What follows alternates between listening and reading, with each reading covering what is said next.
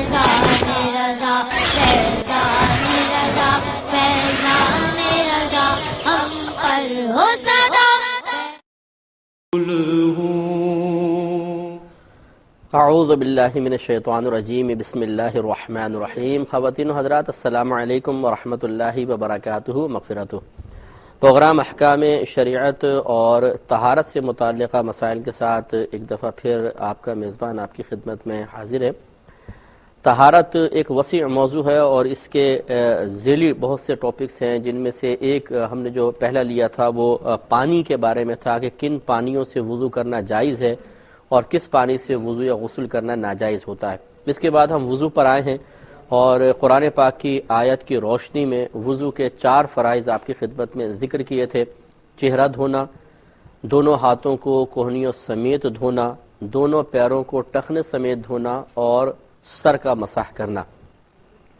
امام اعظم ابو حنیفہ رضی اللہ تعالی عنہ کے نزدیک چوتھائی سر کا، کم از کم چوتھائی سر کا مسح کرنا یہ لازم ہوتا ہے. حضرت مغیرہ بن شعبہ رضی اللہ تعالی عنہ کی حدیث سے آپ نے استدلال کیا ہے جو ترمذی وغیرہ میں موجود ہے کہ نبی کریم صلی اللہ علیہ وسلم آپ فرماتے ہیں، حضرت مغیرہ بن شعبہ رضی اللہ تعالی عنہ روایت کرتے ہیں کہ میں نے دیکھا کہ نبی کریم صلی اللہ علیہ وسلم نے اپنی پیشانی کی مقدار پر مسح فرمایا، یعنی سر کے اوپر مسح کیا لیکن پیشانی کی مقدار پر، اور پیشانی کی مقدار اگر آپ اندازہ کریں تو چوتھائی سر کے برابر تقریباً بن جاتی ہے، جس سے اور بھی حدیثیں جس سے استدلال کیا کہ کم از کم چوتھائی سر کا مسح کرنا فرض ہے.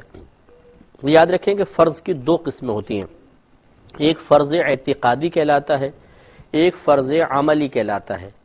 فرض اعتقادی تو وہ فرض ہوتا ہے جو کسی نص قطعی سے ثابت ہو، یعنی ایسی دلیل سے ثابت ہو جس میں شک کی کوئی گنجائش نہ ہو، جس کو اور آسان الفاظ میں آپ یوں سمجھ لیں کہ قرآن پاک کی کسی ایسی آیت سے کسی چیز کی ادائیگی کا لزوم لازم ہونا ثابت ہو کہ جس آیت مبارکہ کا مفہوم بالکل واضح ہو، کسی مجتہد کو اس کی وضاحت کے سلسلے میں کلام کرنے کی ضرورت نہ ہو.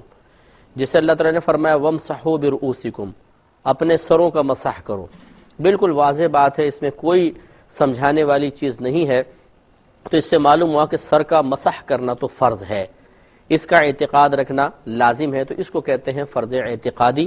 گویا کہ فرض اعتقادی وہ فرض ہوتا ہے کہ جو کسی ایسی قرآن پاک کی آیت سے ثابت ہوتا ہے کہ جو بالکل واضح ہوتی ہے، اپنے مضمون پر قطعی طور پہ دلالت کرنے والی ہوتی ہے، اور اس آیت کے اندر کوئی ایسا اجمال، کوئی ایسا اشکال نہیں ہوتا کہ اس کی وضاحت کے لیے مجتہد کو خود کلام کرنا پڑے.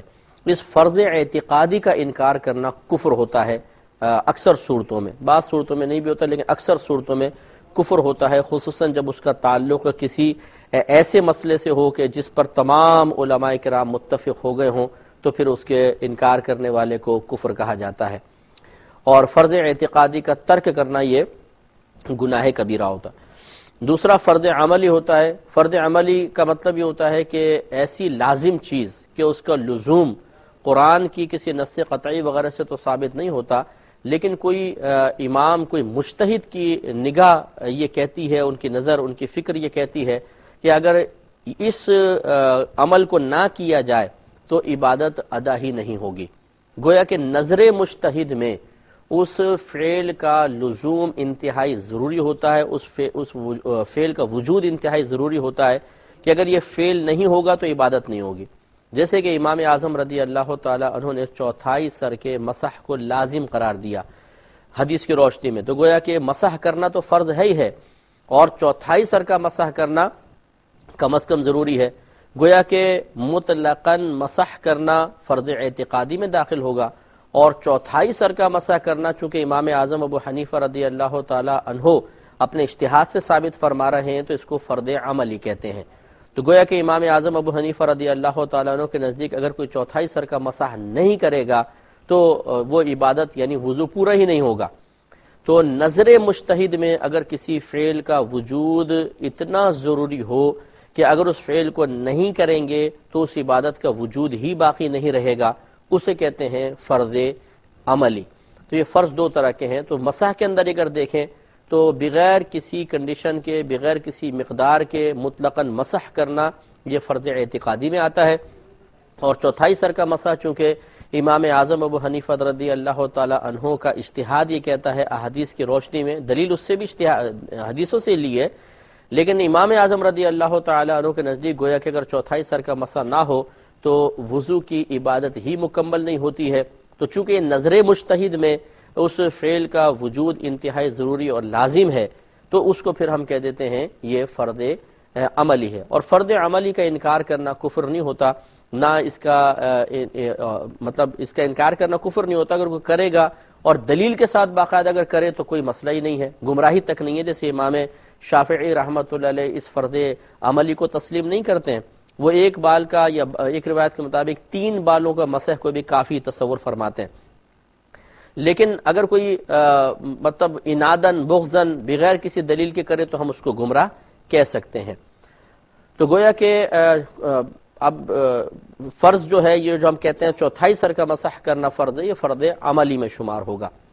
پھر میں نے آپ کو بتایا تھا کہ قرآن پاک کی وہ آیت جو وضو کے 4 فرائض کو ثابت کر رہی ہے، اس میں اللہ تبارک و تعالی نے 3 اعضاء کے لیے فغسلوا کا لفظ استعمال فرمایا، ذکر فرمایا، اور ایک عضو کے لیے یعنی سر کے لیے ومسحو کے بارے میں ومسحو کا لفظ ذکر کیا گیا ہے۔ تو گویا کہ دھونے اور مسح کرنے کا حکم ہے، اور میں نے دونوں کی تعریف آپ کو بتائی کہ 3 اعضاء کو چونکہ دھونے کا حکم ہے، تو دھونے کا مطلب ہوتا ہے کہ ہر جگہ پر سے جس کو آپ دھو رہے ہیں اس کی ہر جگہ پر سے کم از کم 2 بوند پانی بہہ جائے تو ہم کہیں گے یہ دھونا ہے۔ اور مسح کا مطلب ہوتا ہے کہ کسی جگہ پر فقط تری کا پہنچا دینا، گیلا پن کا پہنچا دینا، یہ مسح کہلاتا ہے۔ تو لہٰذا چہرہ دھونا فرض، دونوں ہاتھ کوہنیوں سمیت، دونوں پیر ٹخنوں سمیت دھونا فرض ہے۔ تو اس کی کوئی بھی جگہ ایسی نہ رہ جائے، اگر ایک بال برابر جگہ بھی ایسی ہو کہ پانی نہیں بہا، آپ نے خالی گیلا ہاتھ اس پہ پھیر لیا، آپ کا وضو کمپلیٹ نہیں ہوگا۔ اور مسح کے اندر خالی صرف تراوٹ پہنچا دینا کافی ہوتا ہے، اور اس میں ضروری نہیں ہوتا کہ آپ اس پہ پانی بہائیں، لیکن پانی بہا لیں گے تو مسح بھی ہو جائے گا، جیسے آپ کو میں نے سمجھایا تھا۔ سلسلہ کنٹینیو رکھیں گے، لیکن پہلے کالر منتظر ہیں، کال لیتے ہیں۔ السلام علیکم۔ السلام علیکم مفتی صاحب۔ وعلیکم السلام۔ مفتی صاحب، میرا پہلا سوال یہ ہے کہ کسی نے کسی کو خرید و فروخت میں وکیل بنایا اور کہا یہ کہ اگر تم 50 کی چیز 100 میں بیچ دو تو میں تمہیں کچھ تھوڑا بہت منافع دوں گا۔ اب وکیل 50 کا مال 100 میں بیچ تو دیتا ہے، لیکن وہ مالک کو دیتا نہیں اور بس کو بتاتا بھی نہیں، اور اس کا کہنا یہ ہے کہ یہ میری محنت ہے، میں نے 50 کی چیز 100 میں بیچی، لہٰذا میں اپنی محنت کے پیسے لے رہا ہوں۔ اس کے بارے میں بتا دیں۔ جی ٹھیک ہے۔ اور دوسرا سوال یہ ہے کہ کسی ایک حدیث کے انکار کرنے والے کے ایمان کا کیا حکم ہوگا، اگرچہ قرآن کو بھی مانتا ہو اور باقی حدیث کو بھی؟ ایک حدیث کا انکار کرتا ہے؟ جی، کسی ایک حدیث کا انکار کرتا ہے۔ ٹھیک ہے۔ اور تیسرا سوال یہ ہے کہ پانی بھرنے کے لیے انڈر گراؤنڈ ٹینک میں پانی ڈال کر پائپ ڈال کر موٹر چلا دی، پھر قریب کہیں ایک چھپکلی نظر آئی، اسے مارنا چاہا تو وہ ادھر ادھر ہو گئی۔ اب یہ شک ہے کہ ٹینک میں نہ گر گئی، وہ بظاہر نظر بھی نہیں آ رہی، پانی کی پاکی کا کیا حکم ہوگا؟ چھپکلی زندہ تھی؟ جی ٹھیک ہے۔ اور حرم شریف میں جماعت کے ساتھ نماز کے دوران حفاظت کی غرض سے اگر اپنا سامان آگے رکھ لیا جائے تو کیا اس سے قطع صف ہو جائے گی، اور کیا اس طرح کرنے سے پیچھے والوں کی نماز ہو جائے گی؟ مطلب آگے رکھا یا آپ نے سائڈ میں رکھ لیا؟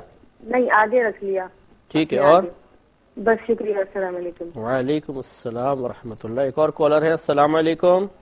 وعلیکم السلام، کیا حال ہے مفتی صاحب؟ ٹھیک ہے جی، اللہ کا بڑا کرم۔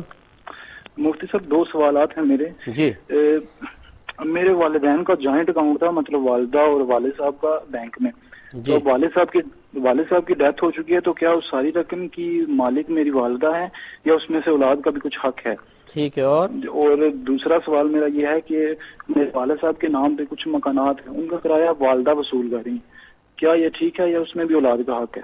ٹھیک ہے۔ اور جی بس، بہت شکریہ۔ میں انشاءاللہ عرض کرتا ہوں۔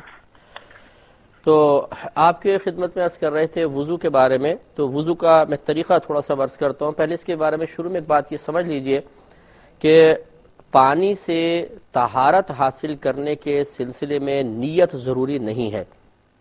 احناف کا موقف یہی ہے، یہ جو نبی کریم صلی اللہ علیہ وسلم نے ارشاد فرمایا کہ انما الاعمال بالنیات، محض اعمال نیتوں کے ساتھ ہیں، اس کا مطلب یہ نہیں ہے کہ جب تک نیت نہیں کریں گے تو عمل ہی مارز وجود میں نہیں آئے گا، بلکہ احناف یہ کہتے ہیں، اور اس کی وجہ یہ ہے کہ آپ یہ دیکھیے کہ اس حدیث کا ظاہری مفہوم یہ ہے کہ اگر نیت نہ ہو تو عمل ہی نظر نہیں آتا، یعنی عملی وجود میں نہیں آتا. حالانکہ سینکڑوں اعمال ایسے ہیں کہ جب ہم کرتے ہیں تو بعض اوقات نیت حاضر بھی نہیں ہوتی اور عمل ہو جاتا ہے. اس کا مطلب ہے کہ حدیث کا ظاہری مضمون نہیں لیا جائے گا کیونکہ یہ حقیقت کے خلاف ہے، اور یہ نہیں ہو سکتا کہ نبی کریم صلی اللہ علیہ وسلم حقیقت کے خلاف کوئی کلام فرمائے، یعنی جو بالکل صریح حقیقت ہے اس کے خلاف کلام ہو جائے. لہٰذا چونکہ بہت سارے اعمال نیتوں کے بغیر بھی معرض وجود میں آتے ہیں، قلب میں کوئی ارادہ کوئی نیت نہیں ہوتی اور پھر بھی وہ عمل ہو جاتا ہے. تو اس کا مطلب یہ ہوا کہ یہاں پر اصل میں جو ہمیں نظر آ رہا ہے نبی کریم صلی اللہ علیہ وسلم وہ نہیں فرمانا چاہ رہے، کچھ اور مسئلہ ہے. تو احناف نے پھر یہ فرمایا کہ یہاں پہ اعمال سے پہلے ثواب گویا کہ پوشیدہ ہے. نبی کریم صلی اللہ علیہ وسلم کے کہنے کا مقصود یہ ہے کہ انما ثواب الاعمال بالنیات، کہ محض اعمال کا ثواب نیتوں کے ساتھ ہے. گویا کہ احناف کے نزدیک اعمال سے پہلے اگر نیت کریں گے تو پھر اس پہ ثواب کا ترتب ہوگا، اگر نیت نہیں کی تو ثواب نہیں ملے گا، عمل ہو جائے گا. چنانچہ وضو کے بارے میں خاص طور پر ہم پہلے بات کرتے ہیں، اگرچہ آپ یہ سوال کر سکتے ہیں کہ نماز سے پہلے بھی تو نیت کرتے ہیں اور نیت نہ کرے تو نماز ہی نہیں ہوتی. اس کا مطلب وہاں تو یہی ہے کہ اگر نیت ہوگی تو نماز کا وجود ہے ورنہ نہیں. اس پہ ہم کلام بعد میں کرتے ہیں، پہلے یہاں دیکھ لیجئے وضو اور غسل کے مسئلے میں احناف یہ کہتے ہیں کہ یہاں ہم چونکہ پانی استعمال کر رہے ہیں اور اللہ تبارک و تعالی نے قرآن عظیم میں پانی کے بارے میں واضح طور پہ ارشاد فرمایا کہ ہم نے آسمان سے پاک کرنے والا پانی نازل فرمایا. طہورا کے الفاظ ہیں کہ پاک کرنے والا پانی. تو گویا کہ پانی میں اللہ تبارک و تعالی نے بالذات فی نفسی ہی بغیر کسی اور چیز کی امداد کے اللہ نے یہ خاصیت رکھی ہے کہ یہ جہاں کسی چیز سے لگے گا اس کو پاک و صاف کرے گا. جیسے کہ آگ میں اللہ تبارک و تعالی نے جلانے کا وصف پیدا فرمایا، کوئی جلنے کی نیت کرے نہ کرے آگ جلائے گی. اسی طرح پانی چونکہ بالذات مطہر ہے یعنی پاک کرنے والا ہے، خود اللہ تعالی نے اس کو طہور بیان فرما دیا کہ وہ پاک کرنے والا ہے. تو احناف یہ کہتے ہیں کہ جب اس پانی کو استعمال کیا جائے گا چاہے کوئی پاکی کے حصول کی نیت کرے نہ کرے پانی اسے پاک کر دے گا. لیکن اب حدیث کو بھی لے کر آئیں انما ثواب الاعمال بالنیات، کہ محض اعمال کا ثواب یعنی اعمال کے ثواب کا دار و مدار نیتوں پر ہے. خلاصے کلام یہ ہوا کہ اگر کوئی بغیر نیت کے وضو کر لے گا وضو ہو جائے گا لیکن ثواب نہیں ملے گا، اس لیے کہ نبی کریم صلی اللہ علیہ وسلم نے ارشاد فرمایا کہ اعمال کے ثواب کا دار و مدار نیتوں پر ہوتا ہے. تو خلاصے کلام پھر یہ ہوا کہ وضو کے لیے نیت کرنا کوئی شرط نہیں ہے، فرض نہیں ہے. احناف کے نزدیک فقط سنت ہے. اگر نیت کر لیں گے تو بہت اچھی بات ہے، ثواب ملے گا، باقاعدہ وضو ایک عبادت کی شکل اختیار کر لے گا اور اس پہ ثواب کا ترتب ہوگا. لیکن اگر کوئی بغیر ثواب کی نیت کے وضو کر لیتا ہے تو اس میں وضو ہو جائے گا، وہ اس وضو سے نمازیں وغیرہ پڑھ سکتا ہے لیکن اس کو اس پر ثواب نہیں ملے گا. انشاءاللہ ایک مختصر سے بریک کے بعد حاضر ہوں گے اور اپنا سلسلے گفتگو جاری رکھیں گے. ہمیں امید ہے آپ ہمارے ساتھ ہی رہیں گے. میرے ورد لب ہے نبی نبی، میرا دل عشق رسول ہوں. بسم اللہ الرحمن الرحیم. پہلے کالز لیں گے پھر انشاءاللہ جوابات. السلام علیکم. وعلیکم السلام. مفتی صاحب میں صاحب گلپور ہوں حیدرآباد سے. جی فرمائیے. اچھا میرے دو سوال ہیں. جی بولے. ایک سوال ہے کہ یہ جو سورج گرہن ہوتا ہے، سورج گرہن کا جو ہے نا حاملہ عورت پہ کوئی اثر ہوتا ہے؟ جیسا میں نے سنا ہے کہ جی ٹھیک ہے میں بتاتا ہوں. جی میں سمجھ گیا، بتاتا ہوں. جی اور جی میں سمجھ گیا، آپ دوسرا کوشچن کر لیں میں بتاتا ہوں. اچھا دوسرا کوشچن یہ ہے کہ میں نے جو ہے نا جی بی پن کے بارے میں پہلے سوال کیا تھا تو آپ نے کہا تھا کہ اگر آپ کے اختیار میں ہے تو وہ تو اس پہ اگر آپ لے رہے پیسہ وہ آپ کی سود ہے.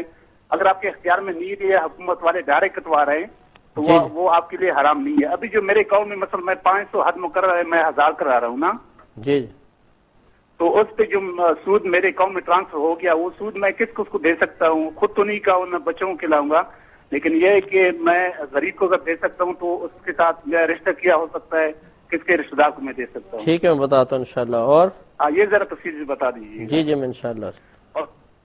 اور کیا ہے؟ تیسرا یہ کہ اگر آپ غسل کے دوران جو ہے نا عضو کو کیا طریقہ ہے؟ آپ کہتے ہیں میرا غسل بھی ہو جائے میرا وضو بھی ہو جائے. غسل کے دوران وضو جی وضو کیا طریقہ؟ جی ٹھیک ہے میں بتاتا ہوں. میں عرض کرتا ہوں انشاءاللہ.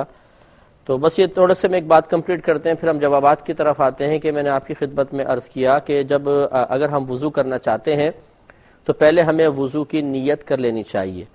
اس میں فائدہ یہ ہوگا کہ وضو پر ثواب بھی ملے گا. لیکن اگر کوئی بغیر نیت کے وضو کر لیتا ہے تو وضو ہو جائے گا، اس پہ ثواب نہیں حاصل ہوگا.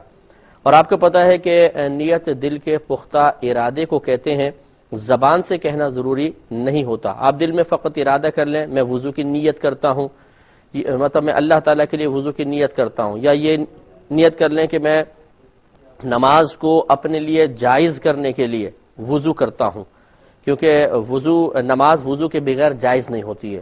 تو بس یہ آپ نے نیت کی تو آپ کا وضو ہو جائے گا. زبان سے کہنا چاہیں تو بہت اچھی بات ہے، مستحب ہے. جیسے ہم نماز کی نیت کرتے ہیں، یعنی نیت تو اصل میں دل کے ارادے کو کہتے ہیں، لیکن ہم نماز کے لیے اس نیت کو الفاظ کی شکل میں ذکر کر دیتے ہیں. نیت کرتا ہوں 4 رکعت نماز ظہر واسطے اللہ تعالیٰ کے، منہ میرے قبلہ شریف کی طرف، اگر امام کے پیچھے ہیں تو پیچھے اس امام کے.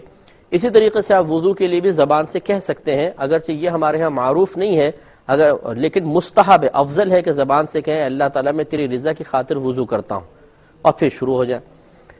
اب یہ جو دیکھیں اس کا میں بس یہ تھوڑا سی بات سمجھا دوں کہ ثواب کی اگر نیت کے ساتھ آپ وضو کریں گے تو ثواب ملے گا، اور نیت اگر موجود نہ ہو تو ثواب نہیں ملے گا، وضو ہو جائے گا. یاد رکھیں.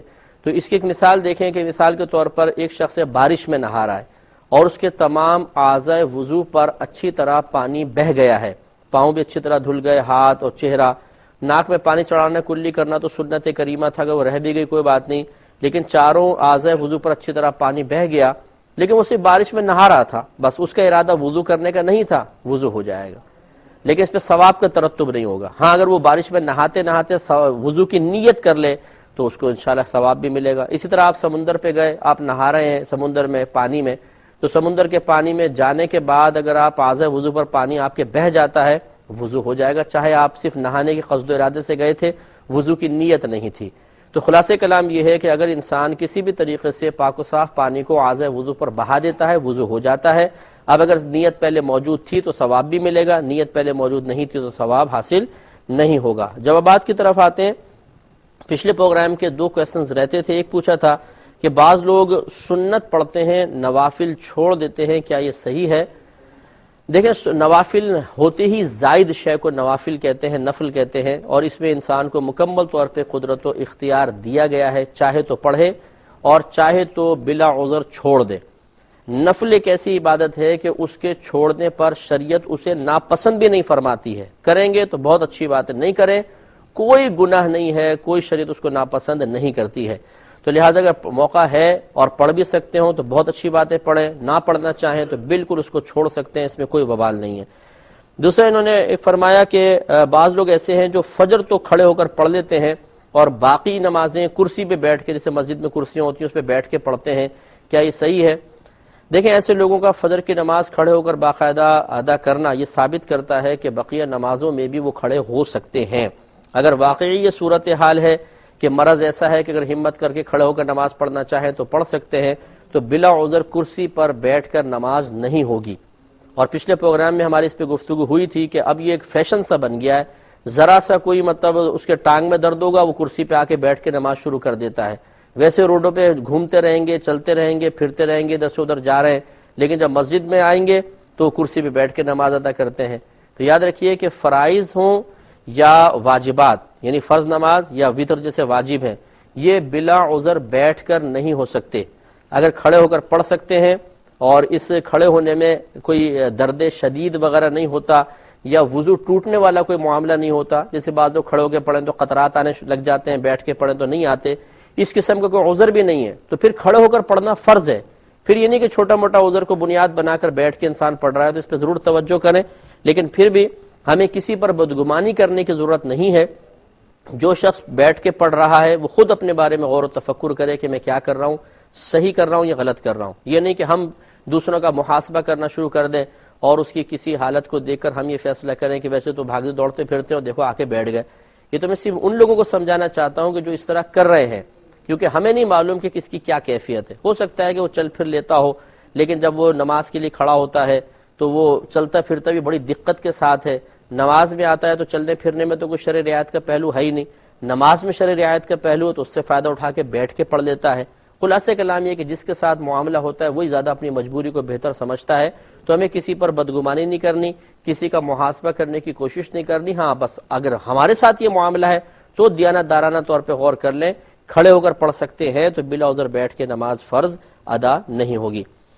آج کی کال جوابات لیتے ہیں۔ بہن نے فرمایا کہ کسی کو خرید و فروخت کا وکیل بنایا، جیسے میں پیسے دوں یا یہ چیز خرید کے لے آؤ، اور میں نے کہہ دیا کہ 50 یہ بیچنے کا میں نے وکیل بنایا کہ 50 کی چیز ہے، ویسے تو اگر تم 100 کی بیچ دو گے نا تو میں تھوڑا سا نفع دوں گا، اور وہ جا کے اپنی مہارت سے واقعی وہ چیز 50 کی 100 کو بیچ دیتا ہے، لیکن ہمیں آ کے بتاتا ہے میں نے 50 کی بیچی ہے، اور 50 اس قصد و ارادے سے رکھ لیتا ہے کہ چونکہ میری سیلز مین ہوں، میں نے اچھے انداز سے کسی کو قائل کر کے 50 روپے زائد چیز لے کر چیز بیچی ہے تو یہ 50 میرا حق ہے، تو کیا وہ رکھ سکتا ہے کہ نہیں؟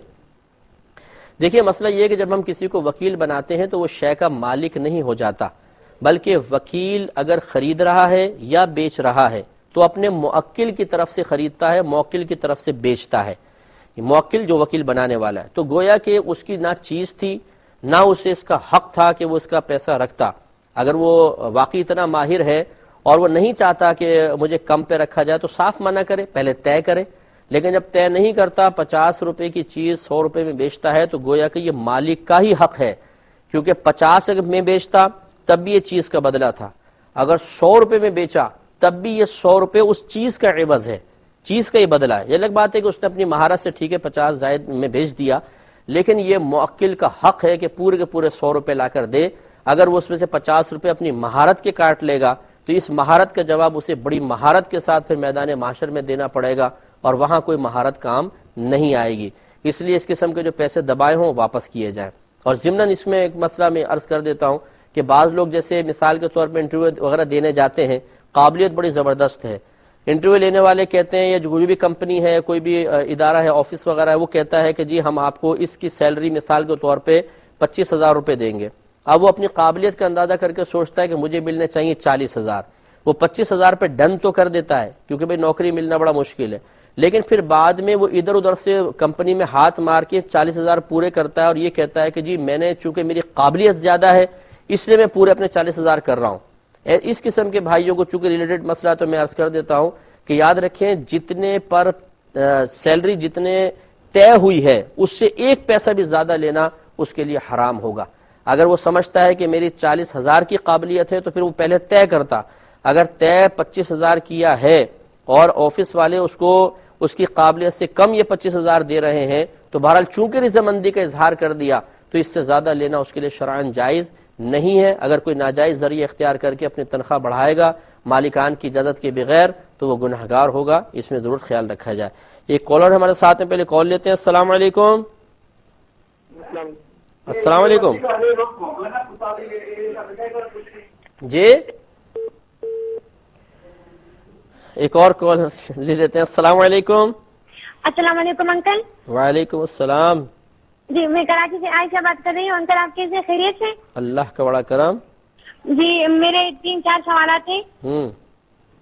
اگر کسی شخص نے وفات سے پہلے وصیت کی ہے تو اس کو مال کے کتنے حصے میں پورا کیا جائے گا جو انہوں نے مال چھوڑا ہے؟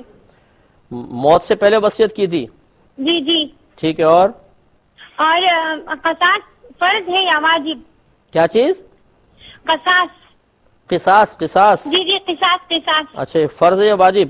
ٹھیک ہے۔ جی جی۔ اور اگلا سوال یہ ہے کہ اگر نمازی کو دوران نماز کوئی بات یاد دلائی جائے اور ستر کے معاملات یا فرائض واجبات وغیرہ اور وہ عمل کر لے تو کیا ان کی نماز ٹوٹ جائے گی؟ یا پھر اگر پہلے سے ان کا ذہن بنایا جائے کہ اگر ہم ایسا کہیں گے آپس میں تو آپ اپنی غلطی درست کر لیجئے گا تو یہ صحیح ہے؟ ٹھیک ہے۔ اور اگلا سوال یہ ہے کہ نماز کے دوران اگر کھانسی یا چھینک آ جائے تو اور اس میں حرف وغیرہ نکل جائے منہ سے تو کیا اس سے بھی نماز ٹوٹ جائے گی؟ اور ہم نے سنا ہے کہ سفید کپڑا ذکر کرتا ہے لہذا اس کی قدر کی جائے۔ سفید کپڑا ذکر کرتا ہے؟ جی جی، لہذا اس کی بہت قدر کرنی چاہیے، تو یا اس میں کہاں تک صداقت ہے؟ ٹھیک ہے۔ اور انکل ہمارے لیے بہت دعا کیجیے گا۔ السلام علیکم۔ وعلیکم السلام ورحمۃ اللہ۔ تو یہ ایک کویشچن یہ کیا کہ اگر کوئی شخص قرآن عظیم کو بھی مانتا ہے، تمام احادیث کا اقرار کرتا ہے، لیکن کسی ایک حدیث کا انکار کر دیتا ہے، تو اس شخص کے بارے میں کیا شرعی حکم ہوگا؟ دیکھیں مسئلہ یہ ہے کہ پہلی بات تو یہ دیکھی جائے گی کہ وہ انکار کرنے کی وجہ کیا ہے. اگر وہ کیا اس وجہ سے انکار کر رہا ہے کہ اس کے نزدیک وہ حدیث نبی کریم صلی اللہ علیہ وسلم سے ثابت نہیں ہے، جیسے ہزاروں جھوٹی حدیثیں اس وقت بھی معاشرے میں گردش کر رہی ہیں. اگر اس قسم کی وجہ سے وہ انکار کر رہا ہے تو اس میں تو کوئی حرج نہیں ہے، بلکہ بہت محمود ہے، کیونکہ جھوٹی حدیثیں جن کو موضوع حدیث کہا جاتا ہے، اس کے وضع کو ذکر کرنا بہت ضروری ہے. لوگوں کو بتانا چاہیے کہ یہ وضع کردہ حدیثیں اپنے پاس سے گھڑی گئی ہیں، ان کا انکار کیا جائے. یہ تو بہت اچھی بات ہے. لیکن اگر کوئی صحیح حدیث ہے، صحیح حدیث سے مراد جو نبی کریم صلی اللہ علیہ وسلم سے متصل ہے، اس کا نبی کریم صلی اللہ علیہ وسلم کا کلام ہونا کسی بھی طریقے سے ثابت ہے، پھر وہ اگر اس کا انکار کرتا ہے اور ویسی کسی معقول وجہ کے بغیر کر رہا ہے، تو ہم اس کو زیادہ سے زیادہ گمراہ کہہ سکتے ہیں. یہ کوئی کفر وغیرہ نہیں ہے. تو دونوں صورتیں اچھی طرح دیکھ لی جائیں. میں نے فرمایا کہ ٹینک میں کوئی پانی وغیرہ ڈال رہے تھے تو اچانک ایک چھپکلی ٹینک کے اندر نظر آئی بھاگتی ہوئی، تو اس کو بڑا تلاش کیا لیکن بعد میں نظر نہیں آئی، تو ٹینک کے پانی کا حکم کیا ہوگا؟ دیکھیں زندہ چھپکلی جو ہے وہ ناپاک نہیں ہوتی ہے. اگر یہ پانی میں بالفرض گر بھی جاتی اور آپ اس کو نکال کے زندہ ہی باہر پھینک دیتے تو پانی پہ کوئی فرق نہیں پڑتا، کیونکہ فی نفسی ہی چھپکلی کا ظاہری بدن کوئی ناپاک نہیں ہے. نہ یہ ایسا ہے کہ کوئی درندہ ہے کہ اس کا لعاب منہ اگر پانی کے اندر ڈل جائے گا تو اس سے وہ ناپاک ہو جائے گا. ہاں اگر یہ چھپکلی مر جاتی تو اس کا بلڈ ہوتا ہے، وہ پانی سے متصل ہو کے پانی کو ناپاک کرتا. اس پہ تھوڑا سا کلام مزید کریں گے لیکن ایک مختصر سے بریک کے بعد. میرے ورد لب ہے نبی نبی پھول ہوں. بسم اللہ الرحمن الرحیم. سوال یہ چل رہا تھا کہ اگر ایک زندہ چھپکلی ٹینک میں اچانک غائب ہو گئی ہے، اگر غالب گمان بھی ہو کہ بالفرض پانی میں گر گئی ہوگی، تو کیا اس پانی کو ناپاکی کا حکم دیں گے یا نہیں؟ تو ہم آپ کی خدمت میں عرض کر رہے تھے کہ چھپکلی کا ظاہر بدن اور اسی طرح اس کے منہ میں اگر بالفرض لعاب بھی ہو تو وہ بھی پاک ہوتا ہے. اور اس کی بڑی وجہ یہ ہے کہ نبی کریم صلی اللہ علیہ وسلم ایک دفعہ وضو فرما رہے تھے تو ایک بلی وہاں پر آئی. ترمذی کی روایت ہے، نبی کریم صلی اللہ علیہ وسلم نے پانی اس کے آگے کر دیا، اس نے پیا اور وہ چلی گئی، اور اسی پانی سے نبی کریم صلی اللہ علیہ وسلم نے وضو فرمایا. اور پھر ارشاد فرمایا کہ یہ بلی جو ہے طوافین اور طوافات میں سے ہے.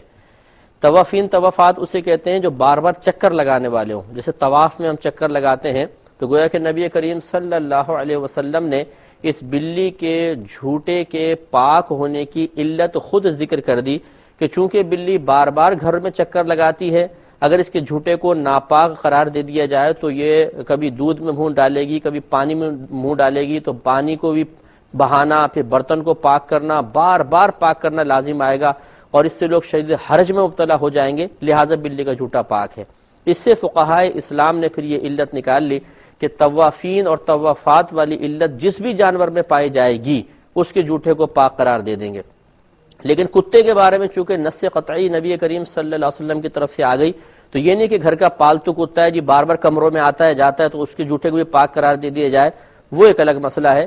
باقی جیسے اب فقہائے اسلام نے فرمایا کہ چوہا ہے، اگر اس کے منہ پر ظاہری طور پہ کوئی نجاست نہ ہو، یہ پانی پی لے گا، پانی پاک رہے گا کیونکہ طوافین میں سے ہے. اسی طرح جتنے حشرات الارض جس میں چھپکلی بھی شامل ہے، یہ بھی چونکہ دیواروں پہ رہتی ہے، بار بار آتی جاتی ہے، تو ظاہری بدن تو ویسے ہی پاک ہے، اس کو شریعت نے ناپاک قرار نہیں دیا. اور اگر لعاب لگ بھی جائے تو طوافین میں سے ہے، اس کو ویسے بھی بالفرض اگر لعاب ناپاک بھی ہوتا، جیسے بلی کا لعاب اگر درندے ہونے کی نیت سے دیکھا جائے، جہت سے دیکھا جائے تو ناپاک ہونا چاہیے، لیکن اسے بھی نبی کریم صلی اللہ علیہ وسلم نے بار بار طواف کی علت کی بنا پر، بار بار چکر لگانے کی علت کی بنا پر پاک قرار دے دیا. تو چھپکلی کا لعاب بھی پاک ہو جانا چاہیے تھا، یعنی اس کو پاک قرار دیا جانا چاہیے تھا. جبکہ یہاں تو کوئی ایسی مطلب کوئی حدیث بھی نہیں ہے جس سے چھپکلی کے لعاب کا ناپاک ہونا ثابت ہو.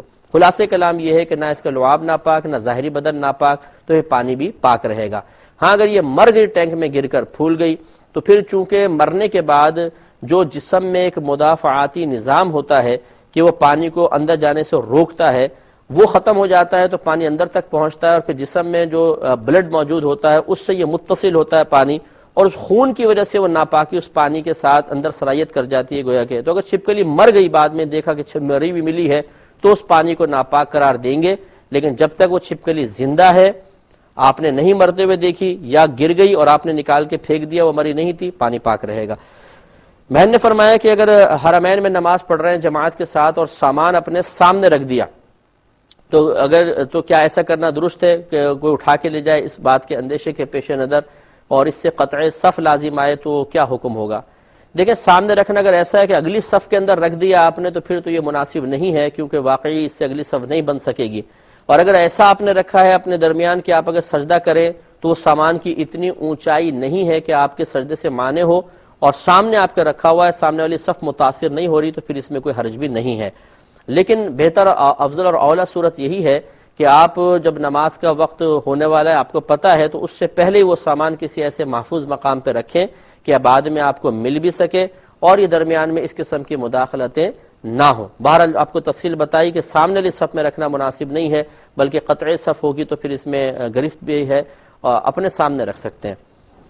ایک انہوں نے فرمایا کہ بھائی نے کوشچن کیا تھا کہ ان کے والد و والدہ کا جوائنٹ اکاؤنٹ تھا، اب والد صاحب کا انتقال ہوا تو وہ پیسہ تمام والدہ کا کہلائے گا یا اولاد کا بھی اس میں حق ہوگا؟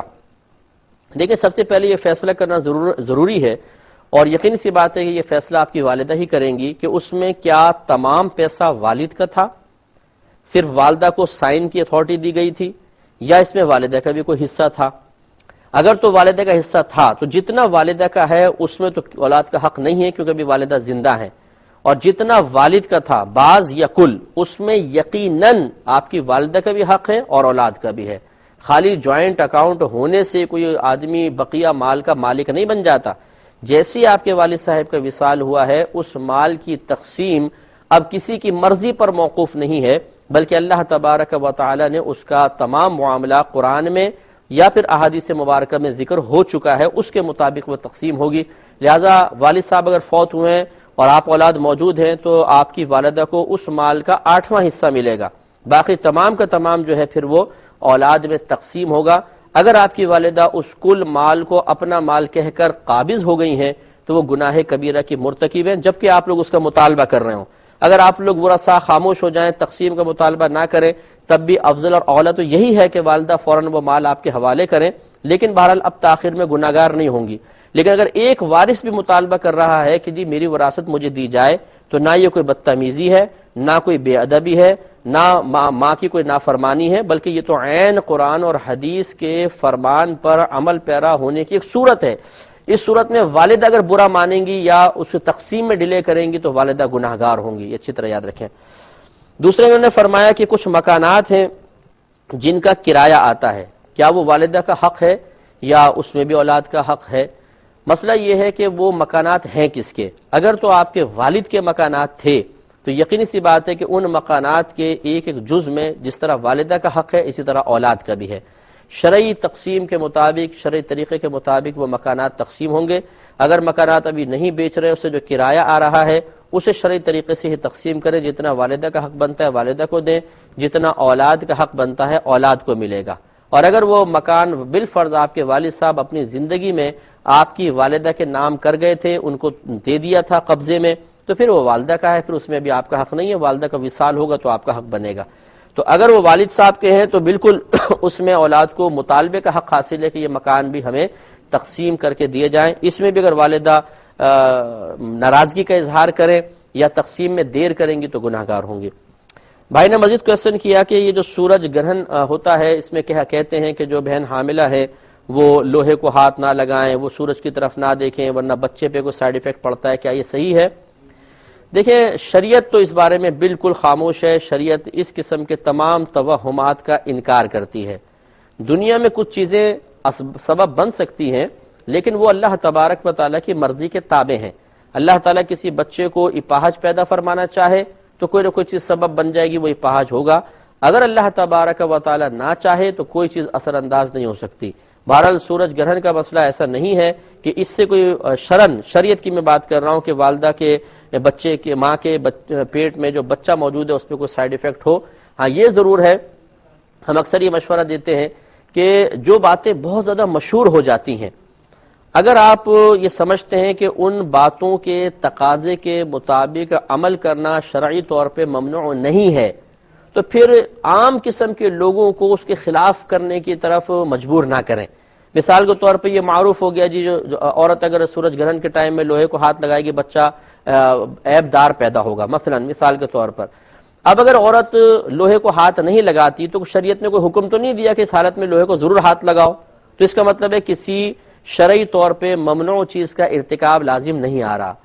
تو ان کو پھر اس کا مکلف نہ بنائیں. آپ یہ نہ کہیں کہ ضرور کرو اور اس کا رد کرو لوگوں کا یہ غلط ہے، بالکل نہیں. ان کو اس طرح چھوڑ دیں. اگر وہ اس کی احتیاط کر رہی ہیں تو کرنے دیجئے. اس کی وجہ یہ ہے کہ اگر آپ یہ کہیں گے کہ نہیں اللہ تعالیٰ پہ اعتماد کرو، یہ سب توہمات ہیں، بیکار باتیں، افواہیں، اور تم لوہے کو ہاتھ لگا سکتی ہو. مثلا اس عورت نے ہاتھ لگایا، اب جو بچہ پیدا ہو وہ اپاہج پیدا ہو گیا مثال کے طور پر. تو اب جو عام جاہل قسم کے لوگ ہیں جن کا ایمان اتنا قوی نہیں ہے وہ فوراً آپ سے اور دین سے بدظن ہو جائیں گے. یہ دیکھا نا تمہاری بات مانی بچہ اپاہج ہو گیا، لوگ صحیح کہہ رہے تھے. تو اس طریقے سے وہ شخص اپنے ایمان کو خطرے میں ڈال لے گا اور اللہ تبارک و تعالیٰ اس کے رسول کریم صلی اللہ علیہ وسلم کی تعلیم کو غلط اور لوگوں کی افواہوں کو سچ کہہ کر ہو سکتا ہے اس کا ایمان بھی یا سچ مان کر اس کا ایمان بھی ضائع ہو جائے. اس لیے عوام الناس کو حتی الامکان اس امتحان میں نہ ڈالا جائے. اگر وہ کوئی ایسا عقیدہ رکھتے ہیں، کوئی ایسا خیال رکھتے ہیں اور وہ صراحتاً قرآن و حدیث کے خلاف نہ ہو تو پھر اس کے خلاف کرنے پر ان کو مجبور نہ کیا جائے. اسی میں حکمت ہے. امید ہے آپ بات سمجھ گئے ہوں گی.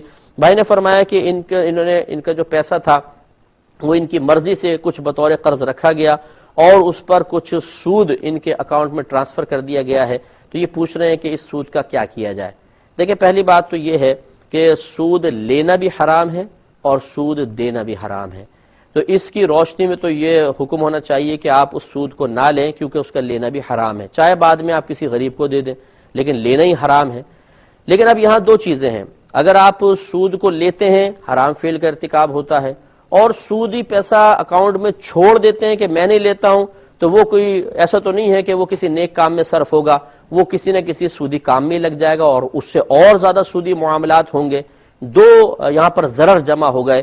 تو قاعدہ قانون یہ ہوتا ہے کہ پہلے تو آپ اپنے جو آپ نے اختیاری فعل کیا جس پر سود بنا اس پہ اللہ تعالیٰ کی بارگاہ میں توبہ کریں. اور دوسرا ہمارا مشورہ یہ ہوگا کہ وہ اکاؤنٹ میں پیسہ نہ چھوڑا جائے، دل میں کراہت اور نفرت رکھتے ہوئے اس پیسے کو لے لیں اور اللہ کی بارگاہ میں اس پر بھی توبہ کریں کہ اللہ تعالیٰ معافی چاہتا ہوں کہ میں نے یہ لے لیا. اور پھر بغیر ثواب کی نیت کے آپ کسی بھی غریب کو دے سکتے ہیں، چاہے وہ رشتہ دار ہو چاہے غیر رشتہ دار، وہ دے دیں اور آئندہ اس چیز سے اجتناب کریں. بھائی نے فرمایا کہ دوران غسل وضو کرنے کا کیا طریقہ ہے. دیکھیں وضو کرنے کا وہی طریقہ ہے جو عام طریقہ ہے جو انشاءاللہ ہم عرض بھی کریں گے. غسل کا طریقہ یہ ہوتا ہے کہ آپ باہر پہلے بسم اللہ الرحمن الرحیم پڑھی، آپ اندر گئے، آپ نے ستر کھولا، دل میں نیت کریں کہ میں غسل کر رہا ہوں اللہ تعالیٰ کی رضا کے لیے. اور اس کے بعد پہلے اگر بالفرض جنابت کا غسل ہے تو اعضائے ستر پر پانی بہائیں. اس کے بعد اگر کہیں نجاست لگی ہے تو اس کو دھوئیں. اس کے بعد مکمل نماز کا سا وضو کریں. لیکن اس میں کچھ پڑھیں نہیں کیونکہ آپ برہنہ حالت میں جیسے نماز کا وضو ہوتا ہے ویسے کریں، باقی پھر غسل کر لیجئے تو انشاءاللہ آپ کا وضو بھی ہو جائے گا، غسل بھی ہو جائے گا. بچی نے پوچھا ہے کہ اگر کوئی اپنے مال کی وصیت کرے تو وہ وصیت کتنے مال میں جاری ہوگی، یعنی مرنے والا کا وصیت کرتا ہے. دیکھیں سب سے پہلے تو یہ دیکھا جائے گا کہ اس کی وصیت درست بھی ہے کہ نہیں. یہ بہت امپورٹنٹ چیز ہے. بعض لوگ مرنے سے پہلے اپنے مالی وصیت کر دیتے ہیں اور ہم لوگ بغیر سوچے سمجھے اس کی وصیت پر عمل پیرا ہونے کی کوشش کرتے ہیں. اگر آپ کے کوئی رشتہ دار ایسے ہیں جو فوت ہونے سے پہلے مالی وصیت کر گئے تھے تو سب سے پہلے کسی سے فتویٰ لیں کہ یہ وصیت قابل عمل بھی ہے کہ نہیں ہے. اگر ہے تو پھر یاد رکھیں کہ یہ مالی وصیت تہائی مال میں جاری ہوتی ہے.